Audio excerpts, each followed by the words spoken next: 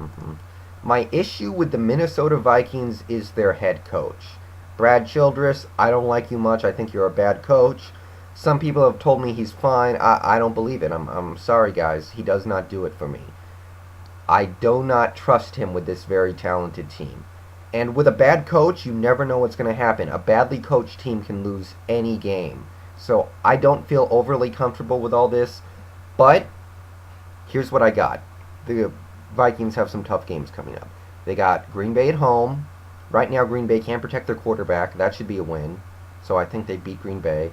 And then they play the Rams, which is pretty much a free win, although remember what I just said. And then they play Baltimore at home. Like I said, great game. Certainly a possible loss, but I think Minnesota wins that one. They go into Pittsburgh, the very possible loss, but I think Minnesota's the better team this year, so I'm going to say they come out with this one. And then in Week 8, they go to Lambeau, and I think it ends there. I think Green Bay beats them to end the 7-0 Minnesota Vikings undefeated run. So, the Vikings make it to 7-0, but they fall a little short of that quest for perfection, I guess.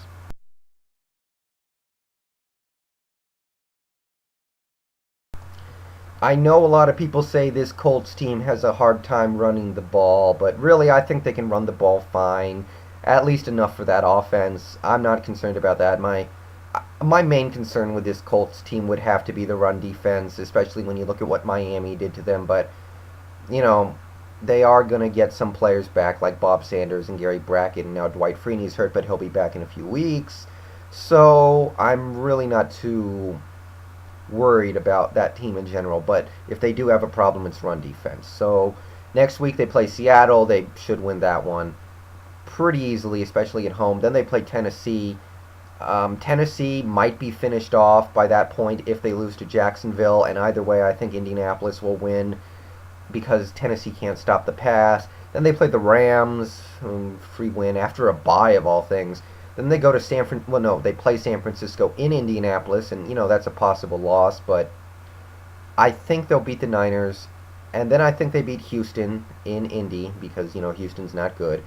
New England in Indy, a possible loss, but I think Indianapolis is the better team, and really that New England defense might not have Jerod Mayo back at that point. We'll see what happens with Mayo, but if they don't have him back, that defense is really going to be hard pressed to stop them. In Baltimore, this is going to be a very tough game. I'm not going to guarantee anything in this game. I'm just going to say that Baltimore's had nightmares stopping Peyton Manning this year. So I'm going to say Indianapolis goes into Baltimore, wins that one. At Houston, that should be another win. And then they play Tennessee in Lucas Oil.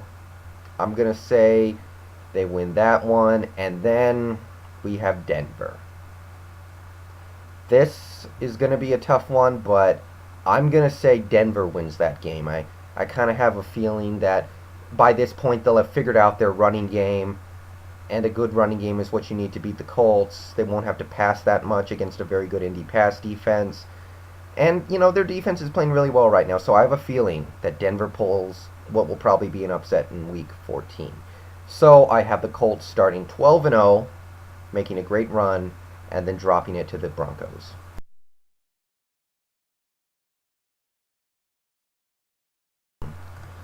For the Saints, I guess it's got to be defense, although I do think their defense this year is fast, it's making plays, it's causing turnovers, and last week they completely shut out Buffalo. So I'm really not that concerned about the defense, but if there is a worry on this team, it's probably that.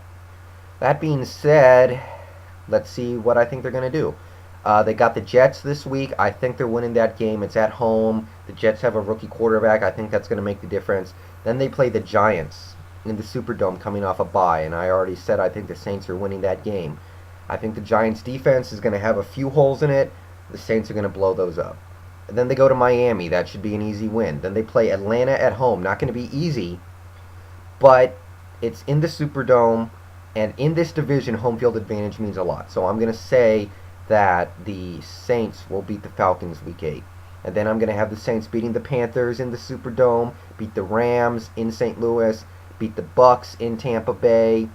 New England, that's a possible loss, but again, it's in the Superdome, and there's no reason why that offense can't exploit the holes in that New England defense, of which there are a few.